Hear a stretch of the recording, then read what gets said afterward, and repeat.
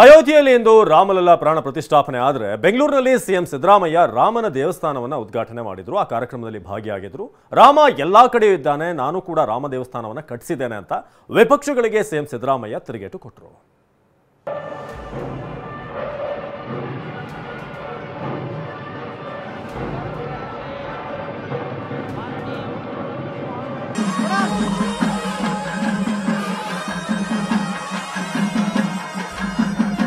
ಜೈ ಶ್ರೀರಾಮ್ ನಾವು ಹೇಳಲ್ವಾ? ಅದೇನ್ ತಿಳ್ಕೊಂಡ್ರೆ ನಮ್ಗೆ ಸ್ವತ್ತು ತಿಳ್ಕೊಂಡವ್ರೆ ಕೆಲವರು. ಶ್ರೀರಾಮಚಂದ್ರನ್ನೇ ಬೇರ್ಪಡಿಸ್ತಕ್ಕಂಥ ಕೆಲಸ ಮಾಡ್ತಾ ಇದ್ದಾರೆ. ಅದು ಬರೀ ಭಾರತೀಯ ಜನತಾ ಪಕ್ಷದ ದೇವರಲ್ಲ, ನಾವು ಶ್ರೀರಾಮಚಂದ್ರನಿಗೆ ವಿರುದ್ಧವಾಗಿದ್ದೀವಿ ಅಂತ ಆ ಅಪಪ್ರಚಾರ ಮಾಡ್ತಾ ಇದ್ದಾರೆ. ಬಿಜೆಪಿ ರಾಮನ್ ಪೂಜಿಸಲ್ಲ. ಬೆಂಗಳೂರಲ್ಲಿ ಶ್ರೀರಾಮ ಮಂದಿರ ಉದ್ಘಾಟಿಸಿದ ಸಿಎಂ, ವೇದಿಕೆ ಮೇಲೆ ಜೈ ಶ್ರೀರಾಮ್ ಕೂಗಿದ ಸಿದ್ದರಾಮಯ್ಯ. ಜೈ ಶ್ರೀರಾಮ್, ಜೈ ಶ್ರೀರಾಮ್. ಆತ ಅಯೋಧ್ಯೆಯಲ್ಲಿ ರಾಮ ಮಂದಿರ ಉದ್ಘಾಟನೆ ನಡೀತಿದ್ರೆ, ಇತ್ತ ಸಿಎಂ ಸಿದ್ದರಾಮಯ್ಯ ಬೆಂಗಳೂರಿನ ಹಿರಂಡಹಳ್ಳಿಯಲ್ಲಿ ಶ್ರೀರಾಮ ಮಂದಿರ ಉದ್ಘಾಟನಾ ಕಾರ್ಯಕ್ರಮದಲ್ಲಿ ಭಾಗಿಯಾಗಿದ್ರು. ಆ ಮೂಲಕ ತಾವು ರಾಮನ ವಿರೋಧಿಯಲ್ಲ ಎಂಬ ಸಂದೇಶ ನೀಡಿದ್ರು. ಕಾರ್ಯಕ್ರಮದಲ್ಲಿ ಜೈ ಶ್ರೀರಾಮ್ ಘೋಷಣೆ ಕೂಗಿ ಜನರನ್ನು ಕೂಗುವಂತೆ ಹುರಿದುಂಬಿಸಿದ್ರು. ಜೈ ಶ್ರೀರಾಮ್ ಘೋಷಣೆ ಯಾರ ಸ್ವತ್ತಲ್ಲ ಅಂತ ಬಿಜೆಪಿಗೆ ಪರೋಕ್ಷವಾಗಿ ತಿರುಗೇಟು ಕೊಟ್ಟರು.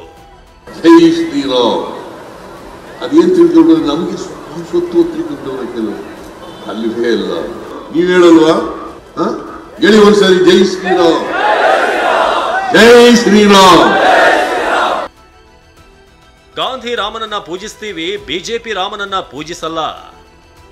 ರಾಮ ಅಂದ್ಮೇಲೆ ಸೀತೆ, ಲಕ್ಷ್ಮಣ, ಹನುಮಂತ ಜೊತೆಗಿದ್ದರೆ ಪೂರ್ಣ. ಆದರೆ ಬಿಜೆಪಿಯವರು ಶ್ರೀರಾಮನನ್ನ ಬೇರ್ಪಡಿಸಿದ್ದಾರೆ ಅಂತ ಸಿಎಂ ಸಿದ್ದರಾಮಯ್ಯ ಆರೋಪಿಸಿದ್ರು. ನಾವು ಗಾಂಧಿ ರಾಮನನ್ನ ಪೂಜಿಸ್ತೀವಿ, ಬಿಜೆಪಿ ರಾಮನನ್ನ ಪೂಜಿಸಲ್ಲ ಅಂತ ಟಕ್ಕರ್ ಕೊಟ್ರು. ನಾನು ಇದರ ಉದ್ಘಾಟನೆ ಮಾಡಲಿಕ್ಕೋಸ್ಕರ ಬಂದಿದ್ದೀನಿ. ಅತ್ಯಂತ ಭಕ್ತಿಪೂರ್ವಕವಾಗಿ ಶ್ರೀರಾಮಚಂದ್ರನ ದೇವಸ್ಥಾನವನ್ನು ಉದ್ಘಾಟನೆ ಮಾಡಿದ್ದೇನೆ. ಇದನ್ನ ರಾಜಕಾರಣಕ್ಕೋಸ್ಕರ ಮಾಡಿರ್ತಕ್ಕಂಥದ್ದಲ್ಲ. ಮಹಾತ್ಮ ಗಾಂಧೀಜಿಯವರು ಯಾರನ್ನ ಭಜನೆ ಮಾಡ್ತಿದ್ರು? ರಘುಪತಿ ರಾಘವ ರಾಜಾ ರಾಮ್, ಪತಿಹಿತ ಪಾವನ ಸೀತಾರಾಮ್, ಪತಿಹಿತ ಪಾವನ ಸೀತಾರಾಮ್. ಯಾರು ಹೇಳ್ತಿದ್ರು? ಏ ರಾಮ್.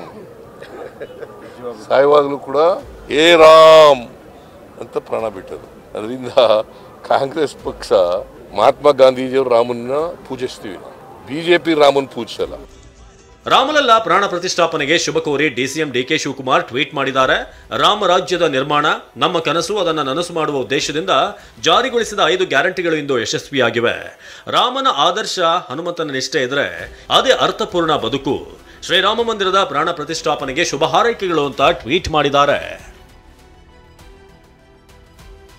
ಅಸ್ಸಾಂನಲ್ಲಿ ದೇಗುಲ ಪ್ರವೇಶಿಸಲು ರಾಹುಲ್ ಗಾಂಧಿಗೆ ತಡೆ.